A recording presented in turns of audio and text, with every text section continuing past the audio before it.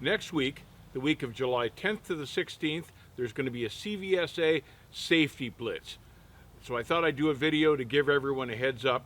It always amazes me that they pre-announce when they're going to do these blitzes, but I sure am glad that they do. If you're tired of job hopping, going from carrier to carrier, check out GPTransco. They're a mid-sized carrier out of Joliet, Illinois, but they run all 48 states. They're an honest, transparent company. First-year drivers make between $80,000 and $90,000 a year, and they're transparent.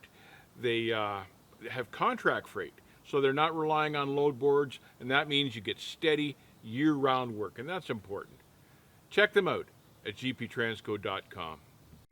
So here are the top 5 offenses in order of priority that the CVSA recorded last year.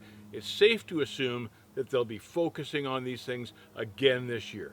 The first one, speeding. Now, speeding can sometimes be the call of the officer, and some states are really particular. When the sign says speed limit, the operative word is limit. So some states will write you up for doing 67 miles an hour in a 65 mile an hour speed limit zone.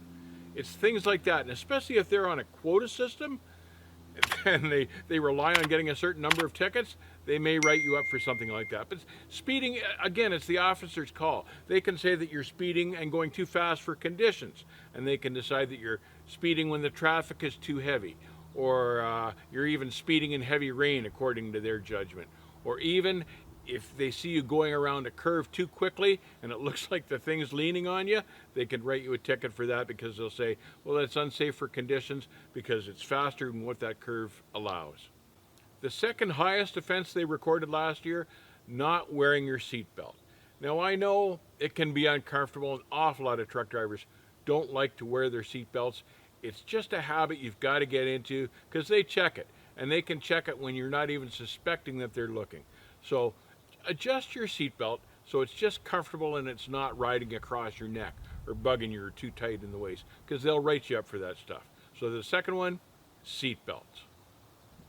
The third greatest offense that they recorded last year was texting and using a handheld cell phone and distracted driving. Now, I can hardly believe that professional drivers would succumb to texting and driving, but I know it happens. I've seen it firsthand for a fact. There's no reason ever, no excuse ever to be doing that. If you've just got to make a phone call, pull to the side, stop, and then do it, because you cannot be focused on the drive when you're playing with a cell phone.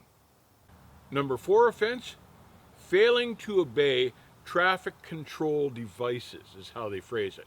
And that could mean anything from a guy with hazmat not stopping at a railroad crossing that isn't protected by gates. Or it can be, God forbid, running through a crosswalk or a stop sign. You don't ever want to do anything like that. So be aware, again, focus on what you're doing, because you can't let any of these signals go by. They all do something important. They've all got a function. You blow any one of them, you're violating the law. And the 5th biggest offense that they recorded last year in the Blitz, unsafe lane changes. And this can be anything from side swiping a four-wheeler next to you, to cutting in too fast and shaving the hood off the guy in front of you, or just failure to signal when you change lanes. And I know some guys forget and some guys don't do it at all. I'd like to point out that through this Blitz, some DOT officials, depending on the state that they're working for, will be on a quota system, and there will be some unjust tickets issued. The best defense against something like this is a good working dash cam, because you can take that footage to court or even use it right on the spot and say, no, I didn't do that. Here's proof of that. So a good working dash cam, one of the best defenses. Another good defense method is simply to take that week off and go fishing. Now, annoying as these DOT blitzes can be, thank goodness they give you advance warning ahead of time for these things, but it's serious stuff. And these tickets that you score through this inspection period will work against your license.